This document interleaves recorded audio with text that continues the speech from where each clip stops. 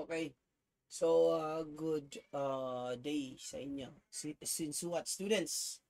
Okay, so this is our activity, and in lieu of my absence for the time being, I would like to request an activity from you, right? And this will be good.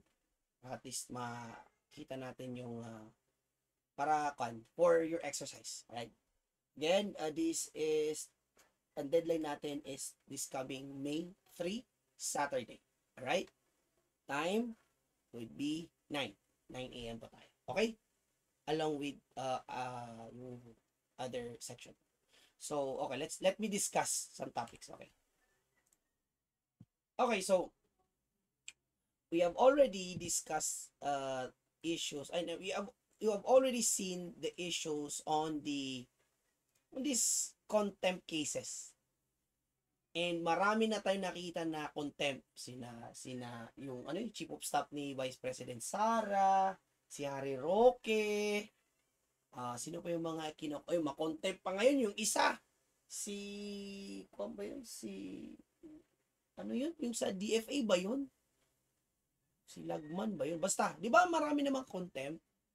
And I want you all to realize how important and where is the basis. Alright. So, Section 18 in the Rules of Procedure Governing Inquiries in Aid of Legislation. Sabi dito, the committee or Quadcom or Tricom, by a vote of majority of all its members, may punish for contempt any witness before it who disobeys any order of the committee or refuses to be sworn or to testify or to answer a proper question by the committee or any of its members or testifies falsely or evasively.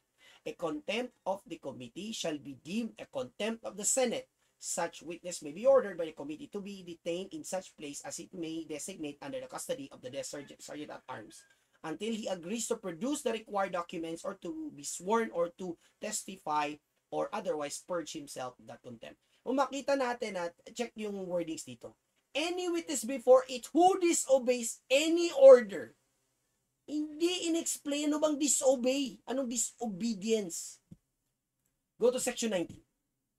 Nasa section 19, sabi dito, privilege against self-incrimination. A witness can invoke his right against self-incrimination only when a question which tends to elicit an answer that will incriminate him is propounded to him. However, he may offer to answer any question in an executive session.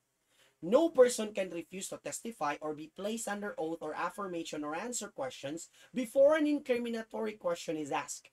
His invocation of such right does not by itself excuse him from his duty to give testimony.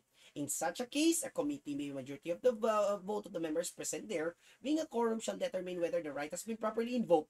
If the committee decide otherwise, it shall resume its investigation and questions previously refused to be answered all be repeated to the witness. If the latter continues to refuse to answer the question, the committee may punish him for contempt for contumacious conduct. Okay, I want to let us just explain this as a whole.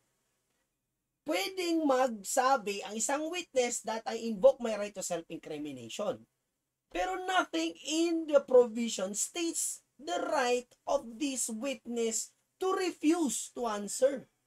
In other words, pwede siyang makontempt kung hindi satisfied ang committee. Eh na self-serving Makita natin self-serving. Bakit self-serving? In such a case, ito na sa third paragraph, the committee by majority of the members present there being quorum shall determine whether the right has been properly invoked.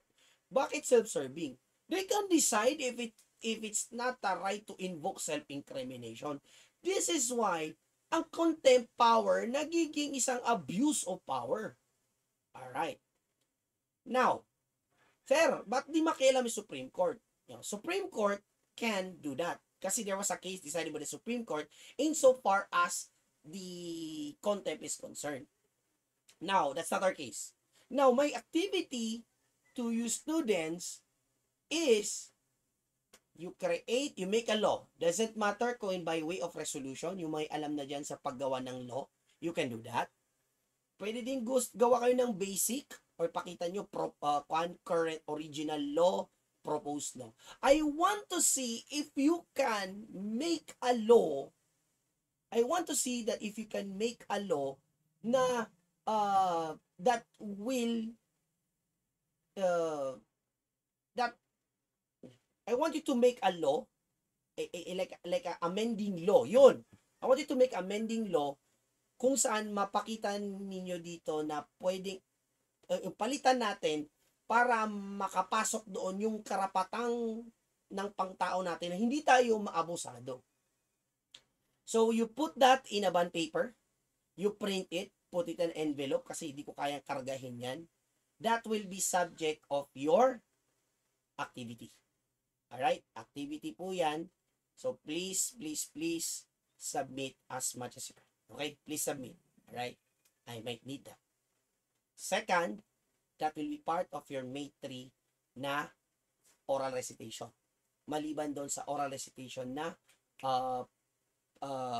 binigay ko sa previous na video. Alright? Because I will be gone for Sulu conference. So, I have to attend kasi yun ang utos si Chancellor. So, yun. You make a law. Amending law dito sa section 18, section 18 at saka section 19. So, please please do that for me. Deadline is May 3. Okay? Kung hindi kayo makasubmit, this will be part of your final exam. So, you submit this one plus oral recitation plus yung oral recitation din natin na yung sa DIAS, yung parang retro at saka prospectivity of the statutes.